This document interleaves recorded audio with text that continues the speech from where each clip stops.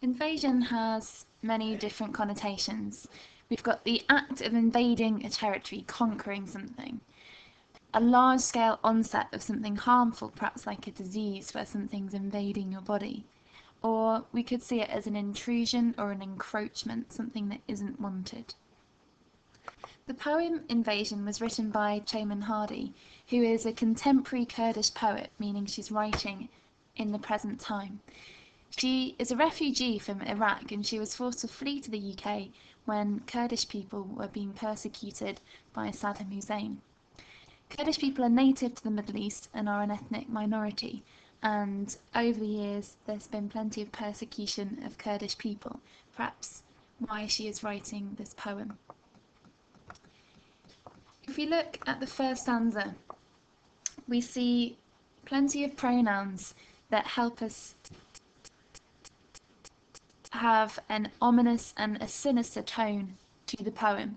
Soon they will come, we will hear the sound of their boots, then they'll appear. And we've got this idea about who they are, who are they, and how, because we don't know, and they're an unknown group or an unknown entity, it's quite a sinister feeling. The future tense using will makes it sound inevitable, they are going to come.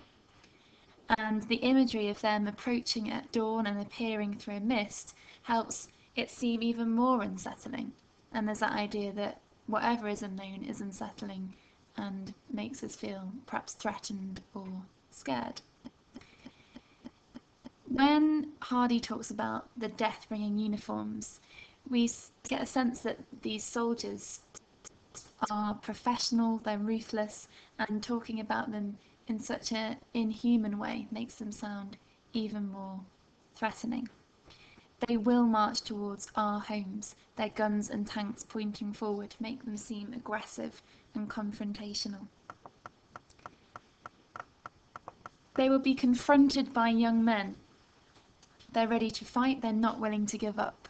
But they have rusty guns and boiling blood. They don't have the same equipment in contrast with the invaders, and although they are angry and willing to fight and passionate, there's a suggestion that they are never going to be able to win this battle. Their short-lived freedom perhaps suggests that this may have happened before, or it is something that they're constantly on guard about. We will lose this war suggests an inevitability and a defeatist attitude, and the imagery of blood covering our roads, mixing with our drinking water, creeping into our dreams in one sentence in that stanza helps suggest that it's going to be infiltrating everything. There's no escape from this. In the final stanza, there's a suggestion that perhaps there is hope. Keep your head down and stay indoors. If you're not getting involved, then you can survive this. And gives us an idea that the persona really just wants to protect her people. But again, the key message of this poem seems to be the inevitability, the hopelessness. We've lost this war before it's even begun. This paragraph shows you how you could start to write about these ideas. We've got the idea that Hardy dehumanises the enemy to make them seem invincible. They appear slowly, aspects arriving bringing fear. And the dawn is symbolic. What should be hopeful, the rising of the dawn, actually becomes dreadful.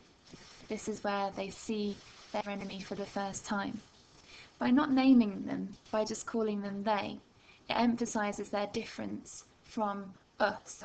We're made to feel like we belong in the group that Hardy is talking about. And by describing how they appear in the mist, Hardy forces us to see them as a power without any humanity, almost supernatural in how they appear. And it creates fear in the reader for the victims, and it assumes that the war can't be won right from the very start of the poem. You need to work out what's going on, and when you're writing about this, you need to start by saying what you think the writer is trying to achieve. You need to try and weave short quotations into your explanation. Try and embed those quotations as much as you can, and then try to explain the effect on the reader.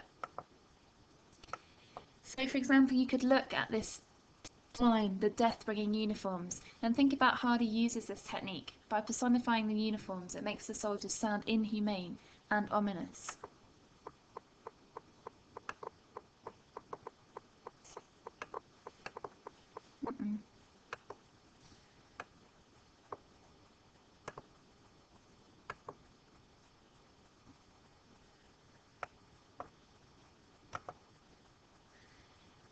You need to write as much as you can about as little as possible.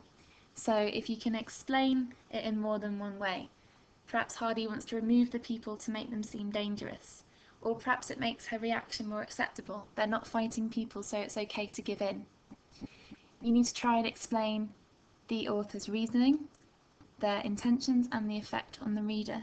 So think about the 7 stages and try and use as much of that as possible to get the higher grades. Hardy is trying to persuade her own people that they cannot win against a superior force. She may be accused of cowardice or even propaganda against her own people, but she is really acting out of fear and a desire to protect the young men from her village. So, what you can do now is have a practice with this question. Explore Hardy's use of language in the poem. And if you think about the things that have been mentioned in this video, try and include as many as you can. Try and think about the 7 stages and give yourself the time that you would have in the exam to write up that answer.